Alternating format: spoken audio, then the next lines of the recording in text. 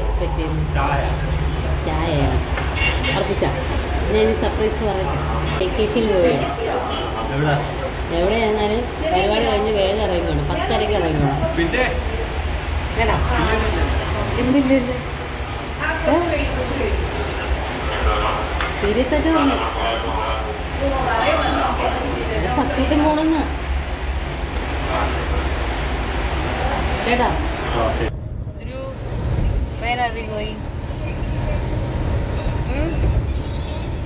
Swimming പൂളോ? ഉറപ്പാണോ? അപ്പൊ വേറെ പോയി അപ്പയ്ക്ക് അറിഞ്ഞൂടാ എവിടെ പോകുന്നതെന്ന്.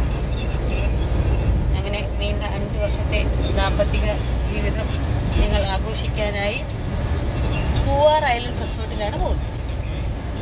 ജാനുവരി 28-നാണ് കേട്ടോ ഞങ്ങളുടെ കല്യാണം കഴിഞ്ഞിട്ട് 5 കൊല്ലം കഴിഞ്ഞു. എല്ലാ വർഷവും ആനിവേഴ്സറി സെലിബ്രേറ്റ് ചെയ്യാം. ഞങ്ങൾ രണ്ടുപേരും കൂടെ ഒരുമിച്ച് തീരുമാനിച്ച് എവിടെയെങ്കിലും പോവുമെങ്കിലും ഇപ്രാവശ്യം ഞാൻ നേരത്തെ പറഞ്ഞു നമ്മൾ സ്റ്റേക്കേഷൻ ഒന്നും പോകുന്നില്ല എന്ന് പ്ലാൻ ഇട്ട് കേട്ടോ.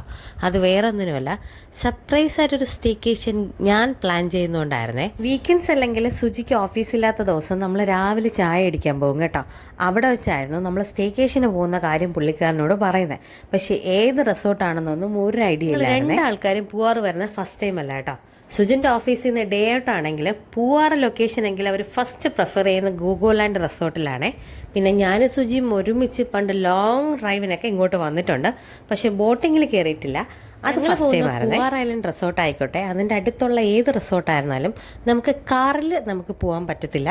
നമ്മൾ കാർ അവരുടെ പാർക്കിംഗ് ഏരിയയിൽ പാർക്ക് ചെയ്തിട്ട് അവർ തന്നെ നമുക്ക് ബോട്ട് പ്രൊവൈഡ് ചെയ്യും കേട്ടോ. അപ്പോൾ അതിൽ വേണം നമ്മൾ ഈ റിസോർട്ടിൽ. ഓൾമോസ്റ്റ് ഇവിടെ നിന്ന് ഒരു 3 കിലോമീറ്റർ ട്രാവൽ ഉണ്ട് കേട്ടോ ബൈ ബോട്ട് നമ്മൾ റിസോർട്ടിലെത്താൻ. പണ്ടൊക്കെ MTV കണ്ടിട്ടുള്ളവർക്ക് അറിയായിരിക്കും, സ്പ്ലിറ്റ്സ് വില്ല എന്ന് പറയുന്നത് നമ്മുടെ സണ്ണി ലിയോൺ ആങ്കർ ചെയ്യുന്നൊരു പരിപാടി ഉണ്ടായിരുന്നു കേട്ടോ. അതിനുവേണ്ടി സെലക്ട് ചെയ്തത് ഈ പൂവാർ ഐലൻഡ് റിസോർട്ടായിരുന്നു കേട്ടോ. ഓൾമോസ്റ്റ് കുറച്ച് കാലം അവർ ആ റിസോർട്ട് റിസർവ് ചെയ്ത് ആ പ്രോഗ്രാം ഒരു സ്ഥിരം വ്യൂവർ ആയതുകൊണ്ട് തന്നെ ഈ റിസോർട്ട് ഞാൻ മുമ്പും TV കണ്ടിട്ടുണ്ടേ. പിന്നെ നമ്മുടെ നേരത്തെ പോയിട്ടുള്ള ക്ലബ് മഹേന്ദ്രയിലെ പോലെ ഇവിടെ ഫ്ലോട്ടിംഗ് വില്ലാസ് ആണ് കേട്ടോ മെയിൻ ഹൈലൈറ്റ്. പക്ഷെ കുട്ടികളായിട്ട് പോയാൽ ഈ റൂംസ് നമുക്ക് ബുക്ക് ചെയ്യാൻ 3 കിലോമീറ്റർ നമ്മൾ ബോട്ടിലൊക്കെ ട്രാവൽ ചെയ്ത് അവരുടെ ബോട്ട് ചട്ടിയിൽ എത്തുമ്പോൾ തന്നെ അവർ ബഗ്ഗിയൊക്കെ സെറ്റാക്കി വെച്ചേക്കും കേട്ടോ. കാര്യം പ്രോപ്പർട്ടി ഒരുപാടുള്ളത് കൊണ്ട് തന്നെ നമ്മുടെ ലഗേജും കൊണ്ട് ഈ നടന്നു പോയി ലോബിയിൽ എത്തുന്നത് പോസിബിൾ അല്ല.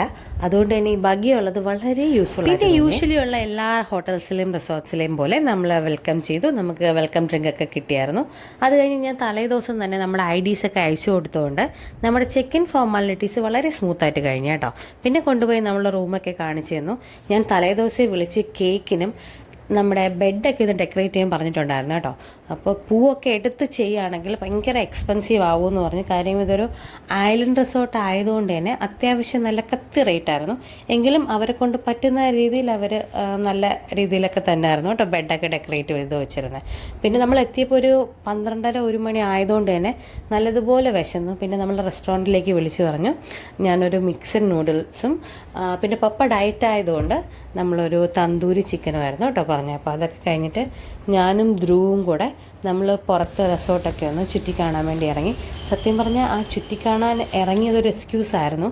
കാര്യം രാത്രിത്തേക്കുള്ള കേക്ക് വന്നിട്ട് സുജിൻ്റെ കൂടെ പറഞ്ഞിട്ടില്ലായിരുന്നു. അപ്പോൾ അത് സർപ്രൈസ് കൊടുക്കാൻ വേണ്ടി ഞാനൊന്ന് അതൊക്കെ ഒന്ന് അവരെ ഒന്ന് റിമൈൻഡ് ചെയ്യാൻ വേണ്ടി ഞാൻ റിസപ്ഷനിൽ പോകാനായിരുന്നു. ആ ഒരു കണ്ടായിട്ട് നമ്മളൊന്ന് കറങ്ങി ചുറ്റി നേരെ അവർ ചെന്നൊന്ന് റിമൈൻഡൊക്കെ ചെയ്തു. സമയം കഴിഞ്ഞിട്ട് ഞങ്ങളെ കാണാത്തതുകൊണ്ട് പിന്നെ സുജിയും കൂടെ ഞങ്ങളെ തിരക്കി വന്ന് ഞങ്ങളുടെ അങ്ങ് ജോയിൻ ചെയ്തു കേട്ടോ. അവിടെ നല്ലൊരു റാബിറ്റ് ഫാം ഉണ്ടായിരുന്നു. നമ്മൾ പിന്നെ അങ്ങോട്ടേക്ക് പോയി. പിന്നെ കുട്ടികൾക്ക് കളിക്കാൻ പറ്റിയ അത്യാവശ്യം നല്ലൊരു ചിൽഡ്രൻസ് പാർക്ക് അവർ സെറ്റ് ചെയ്ത് വെച്ചിട്ടുണ്ടായിരുന്നു. അങ്ങനെ കുറച്ച് നേരം പ്രോപ്പർട്ടിയൊക്കെ ചുറ്റി ഞങ്ങൾ ഒരുമിച്ച് കണ്ട് നല്ലൊരു നടത്തേക്ക് പാസ്സാക്കിയതിന് ശേഷം പപ്പയും മോനും കൂടെ സ്വിമ്മിംഗ് പൂളിൽ പോകുമായിരുന്നു കേട്ടോ.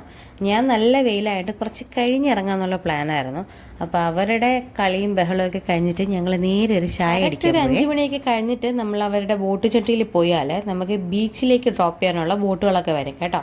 പിന്നെ യൂഷ്വലി ഉള്ള ബീച്ച് പോലെ നമുക്ക് അങ്ങനെ ഇറങ്ങാനൊന്നും പറ്റത്തില്ല. കാര്യം കോസ്റ്റൽ പോലീസിൻ്റെ ഗാർഡ്സൊക്കെ അവിടെ ഉണ്ടായിരിക്കും. കാര്യം ഭയങ്കര ആഴമുള്ള സ്ഥലമാണ്. ഒരുപാട് പേര് മുങ്ങി മരിച്ചിട്ടുണ്ടായിരുന്നു. ശരിക്കും പറഞ്ഞാൽ നമ്മൾ ഈ കാറ് പാർക്ക് ചെയ്തിട്ട് നമ്മൾ റിസോർട്ടിലേക്ക് ബോട്ടിൽ പോകുന്ന വഴിക്ക് 2 പേര് അവിടെ വീണിട്ടുണ്ടായിരുന്നു കേട്ടോ, 2 പയ്യന്മാർ. അതിൽ ഒരാളുടെ ബോഡി കിട്ടിയിട്ടുണ്ടായിരുന്നു, എടുക്കുന്നുണ്ടായിരുന്നു നമ്മൾ വരുന്ന വഴിക്ക്. ഒരാളുടെ മിസ്സിങ് ആയിരുന്നു. അതുകൊണ്ട് തന്നെ ഭയങ്കര ആക്സിഡൻറ്റ് നടക്കുന്നതുകൊണ്ട് തന്നെ അങ്ങനെ നമ്മൾ ഇറക്കത്തില്ല കേട്ടോ. അപ്പോൾ നമ്മൾ ബോട്ട് ജെട്ടിയിലേക്ക് പോകുന്ന സമയത്ത് അവിടെ ഈ പോട്രി മേക്കിംഗ് ഒക്കെ ഉണ്ടായിരുന്നു. അപ്പോൾ പപ്പ കയറി അതൊക്കെ ഒന്ന് എക്സ്പീരിയൻസ് ചെയ്തേ. കൂട്ടത്തിൽ ധ്രുവിനെയും കൂടെ ഒന്ന് ചെയ്തു കേട്ടോ. അവനും ഇതൊക്കെ ഒന്ന് എക്സ്പീരിയൻസ് ചെയ്യണമെന്നുള്ളൊരു ഇതുള്ളതുകൊണ്ട് അവനെയും കൊണ്ട് നമ്മൾ ഒരു പോട്ടൊക്കെ നമ്മൾ 2 ചായയൊക്കെ അടിച്ചിട്ട് നേരെ ബോട്ട് ചെട്ടിയിൽ പോയില്ല. ഈ പറഞ്ഞ പോലെ നമ്മൾ ബോട്ടെടുത്ത് ബീച്ചിലേക്കാണ് കേട്ടോ പോയത്. അവിടെ ചെന്നപ്പോഴത്തേക്ക് സുജിന് ക്യാമൽ റൈഡ് ചെയ്യണമെന്ന് പറഞ്ഞ് എന്നെയും കൂടെ പിടിച്ച് നിർബന്ധിച്ച് കയറ്റായിരുന്നു കേട്ടോ. ശരിക്കും പറഞ്ഞാൽ എനിക്ക് താല്പര്യമില്ലായിരുന്നു. ഈ അനങ്ങുന്നതൊക്കെ കാണുമ്പോൾ താഴെ വീഴുമെന്നൊരു പേടിയായിരുന്നു. പിന്നെ കുറച്ച് ദൂരെ അവരങ്ങനെ ഇതിനെ കൊണ്ട് നമ്മൾ റൈഡ് ചെയ്യിപ്പിക്കത്തുള്ളൂ. സംഭവം എന്താണെന്നാലും കൊള്ളാം. പ്രതീക്ഷിച്ച പോലെ പേടിക്കാനൊന്നും ബീച്ചിൽ നിൽക്കാൻ വലിയ ടൈമൊന്നും ഇല്ല കേട്ടോ. ഒരു മാക്സിമം ഒരു 10 മിനിറ്റ്സ് ഒക്കെ അവർ നിർത്തത്തുള്ളൂ. അത് ചെയ്യുമ്പോഴത്തേക്കും തിരിച്ചു പോകാനുള്ള ബോട്ട് വരും. നമ്മളങ്ങനെ നേരെ അവിടെ നിന്ന് തിരിച്ച് ഹോട്ടലിലേക്ക് പോയിട്ട് പിന്നെ ഞാൻ സ്വിമ്മിംഗ് പൂളിൽ ഇറങ്ങി കേട്ടോ. കാര്യം അപ്പോഴത്തേക്കും വെയിലൊക്കെ ഒന്ന് മാറിയായിരുന്നു. അപ്പോൾ നല്ല രസമായിരുന്നു പൂളിലിറങ്ങാൻ. മറ്റേത് അവർ 2 പേരും കൂടെ വെയിലത്തായിരുന്നു ആദ്യം ഇറങ്ങിയത്. ഇപ്രാവശ്യം എന്തായിരുന്നാലും ഞങ്ങൾ 3 പേരും കൂടെ ഒരുമിച്ചിറങ്ങി ഒരുപാട് നേരം സ്വിമ്മിംഗ് പൂളിൽ നിന്നിട്ട് നമ്മൾ രാത്രി ആയപ്പോഴത്തേക്ക് ഒരു 7:30 ഞാൻ കേക്ക് പറഞ്ഞിരുന്നത്. അപ്പോൾ ഡിന്നർ കഴിക്കാൻ വേണ്ടി നമ്മൾ റെസ്റ്റോറൻറ്റിലേക്ക് പോയി. ഒരു ലവ് മാരേജ് ആയിരുന്നു കേട്ടോ. ശരിക്കും പറഞ്ഞാൽ 6 മാസത്തെ വാലിഡിറ്റി പോലും ഞങ്ങളുടെ റിലേറ്റീവ്സ് പറഞ്ഞിട്ടില്ലായിരുന്നു കേട്ടോ. ഇപ്പം ഞങ്ങളിത് 5 വർഷം കംപ്ലീറ്റ് ചെയ്ത് 6ാമത്തെ വർഷത്തിലേക്ക് പോവുകയാണ്. വാലിഡിറ്റി കാട്ടി ഫണിയായിട്ടൊരു മൂമെൻ്റ് ഉണ്ടായി കേട്ടോ എൻ്റെ ലൈഫിൽ. ശരിക്കും പറഞ്ഞാൽ ഇപ്പം അത് ഞാൻ ഫണി എന്ന് പറയുന്നുണ്ടെങ്കിലും ആ കേട്ട സമയത്ത് എനിക്ക് ഭയങ്കര വിഷമമായേ. നമ്മൾ നല്ലവരെന്ന് വിചാരിക്കുന്നവരുണ്ടല്ലോ, നമ്മൾ ജീവിക്കുന്നത് കാണുമ്പോൾ അവർക്ക് ഭയങ്കര അസൂയായിരിക്കും കേട്ടോ. ശരിക്കും അങ്ങനെ ഒരു ഇൻസിഡൻറ്റ് എൻ്റെ ജീവിതത്തിലുണ്ടായേ. എൻ്റെ യൂട്യൂബ് ചാനലിൽ എൻ്റെ വീഡിയോസൊക്കെ കണ്ടതിന് ശേഷം എൻ്റെ ഒരു അടുത്ത റിലേറ്റീവിൻ്റെ കമൻറ്റ് പോസ്റ്റ് ചെയ്യുന്നതൊക്കെ നമ്മളെയൊക്കെ കാണിക്കാനാണ്. നമ്മളൊക്കെ നോ പറഞ്ഞ കല്യാണത്തിൽ അവൾ ഹാപ്പിയാണെന്നും അവൾ സന്തോഷമായിട്ട് ജീവിക്കുന്നെന്നും ബാക്കിയുള്ളവരെ കാണിക്കാനാണ് അവൾ യൂട്യൂബിലൊക്കെ ഇതൊക്കെ ഇടുന്നതെന്നാണ് കേട്ടോ. സത്യം പറഞ്ഞാൽ ഉറക്കത്തിൽ പോലും വിചാരിക്കാത്ത ഒരാളാണ് ഇത് പറഞ്ഞതുകൊണ്ട് തന്നെ ആദ്യം കേട്ടപ്പോൾ എനിക്ക് ഭയങ്കര ഷോക്ക്, ഭയങ്കര വിഷമമായെങ്കിലും പിന്നെ നമ്മളിങ്ങനെ പറയത്തില്ലേ, നമ്മുടെ ചില ആൾക്കാരുടെ തനി നിറം നമ്മൾ കാണുന്നത് അല്ലെങ്കിൽ അറിയുന്നത് ശരിക്കും പറഞ്ഞ ഒരു ബ്ലെസ്സിങ്. പിന്നെ ഈ വീഡിയോയിൽ ഇതൊക്കെ പറയാൻ കാര്യം പുള്ളിക്കാരി എന്തായിരുന്നാലും ഈ വീഡിയോസൊക്കെ കാണുന്നുണ്ടായിരിക്കും. അപ്പം ഞാനിത് അറിഞ്ഞു എന്നറിയാനുള്ള ഒരു ഹിന്റ് കൊടുത്തതാണേ. ഡിന്നർ കഴിക്കാൻ പ്ലേറ്റൊക്കെ എടുത്ത പപ്പേനെ പതുക്കെ പ്ലേറ്റൊക്കെ താഴെ വെച്ചിട്ട് ഞാൻ നേരെ കേക്ക് കട്ട് ചെയ്യാൻ കൊണ്ടുപോയി കേട്ടോ. പുള്ളിക്കാരൻ ചിലപ്പോൾ പ്രതീക്ഷിച്ചത് ഞാൻ കേക്കൊക്കെ ഓർഡർ ചെയ്ത് നമ്മുടെ റെസ്റ്റോറൻറ്റ് വെച്ച് കട്ട് ചെയ്യാനുള്ള പ്ലാൻ ആയിരിക്കുമെന്നാണ് കേട്ടോ. പക്ഷെ പുറത്തിങ്ങനെ ഡെക്കറേറ്റ് ഒക്കെ ചെയ്തിട്ടുള്ള കേക്ക് കട്ടിങ് പുള്ളിക്കാരൻ ഒരിക്കലും പ്രതീക്ഷിച്ച് കാണത്തില്ല. എൻ്റെ ഫേവറേറ്റ് ഫ്ലേവർ ആയിരുന്നു കേട്ടോ ഞാൻ ഓർഡർ ചെയ്ത ചോക്ലേറ്റ് ട്രഫിളിൻ്റെ ഭയങ്കര ഒരു ഫാനാണ്. അപ്പോൾ ആ കേക്ക് തന്നെ ഞാൻ ഓർഡർ ചെയ്ത് വെച്ചിട്ടുണ്ടായിരുന്നു. കേക്കൊക്കെ കട്ട് ചെയ്ത് നമ്മൾ സെലിബ്രേഷനൊക്കെ കഴിഞ്ഞിട്ട് നമ്മൾ നേരെ റെസ്റ്റോറൻറ്റിലേക്ക് തിരിച്ചുപോയി ഫുഡ് അടിയായിരുന്നു കേട്ടോ. പുള്ളിക്കാരൻ പിന്നെ ഡയറ്റ് ആയതുകൊണ്ട് പ്രോട്ടീൻ റിച്ച് ആയിട്ടുള്ള ഫുഡൊക്കെ തിരഞ്ഞു പിടിച്ച് നടക്കുന്നുണ്ടോ. നമുക്ക് പിന്നെ ആ പരിപാടി ഇല്ലാത്തതുകൊണ്ട് നല്ലതുപോലെ കുശാലായിട്ട് ഞാൻ ഫുഡ് അടിച്ചു കേട്ടോ. പിന്നെ എനിക്ക് വെഡ്ഡിങ് ആനിവേഴ്സറിക്ക് ഒരു റിങ് ആയിരുന്നു കേട്ടോ ഗിഫ്റ്റ് തന്നെ. അപ്പോൾ ആ പരിപാടികളൊക്കെ കഴിഞ്ഞിട്ട് നമ്മളൊരു ഫുഡൊക്കെ ഒന്ന് ഡൈജസ്റ്റ് ആവാൻ വേണ്ടി ഒരു ചെറിയ നടത്തിയും പാസ്സാക്കി നേരെ ചെന്നാണ് തുടങ്ങി.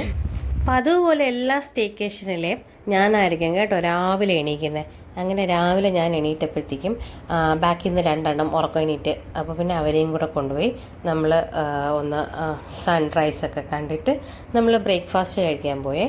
അങ്ങനെ ബ്രേക്ക്ഫാസ്റ്റൊക്കെ കഴിഞ്ഞിട്ട് നമുക്ക് 11 മണിയായിരുന്നു ചെക്കൗട്ട്.